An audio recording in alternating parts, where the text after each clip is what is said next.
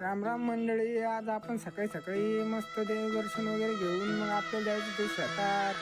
मग सगळ्या देवांचे दर्शन घेतले एक एक करून.